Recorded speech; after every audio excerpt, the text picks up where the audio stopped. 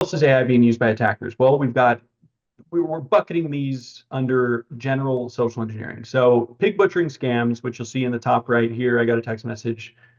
Obviously, I'm not Amy, but the hope is that you reply and say, "Hey, I'm not Amy, but I do play golf. That's funny." Or the hope is that it's going to be a happy coincidence that you ended up talking to this person and that rapport is built over time, and then after however long, a week, 2 weeks, 3 weeks, there is some ask again as you've basically just become friends, the serendipitous event that you become friends with this person who accidentally text messaged you that's going to ask you, in most cases with pig butchering scams, it's to ask you to invest in crypto. It could be that it looks like it's a big crypto, like it looks like it's Ethereum or something, but it's really not. It's this coin that the attacker owns.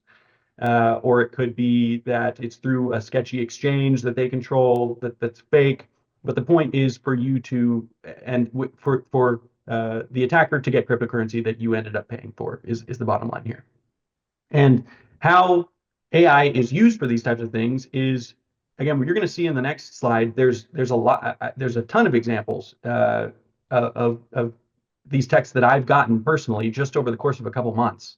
And so if you type into AI, hey, just generate me a list of things like, Josh, will you like, how about that barbecue? Or like, hey, how's your day going? These can just be spit out and they're not going to have mistakes that someone who does not have English as a first language would typically make. There's not going to be those grammatical and spelling errors that you used to see that would help you spot phishing emails and things like that.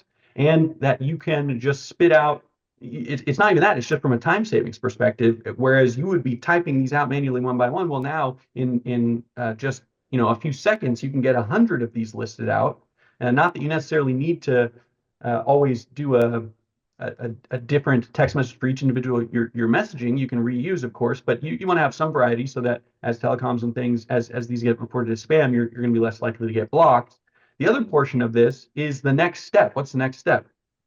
Well, it's that you want the AI to reply. So when I reply, that you set a delay on this. In fact, I think I showed during the last Tradecraft Tuesday setting up something in Python that was kind of keeping track of the conversation and then replying with an end goal in mind. So if the end goal in mind is, hey, sometime in the next 2 weeks, and then we'll break it down and say, over the course of 50 messages, I want to end up easing in this discussion of cryptocurrency, but my goal is to make this person my friend.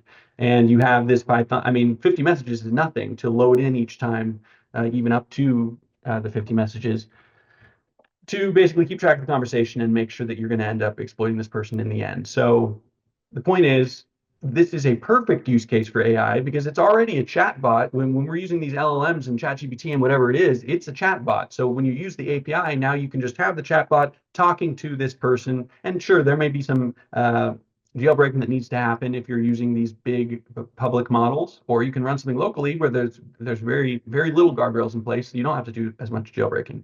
Point is, if they're already set up to be chatbots, it's very easy for them to converse with a victim and get them to kind of lead you towards an output, which is in this case cryptocurrency being given to you.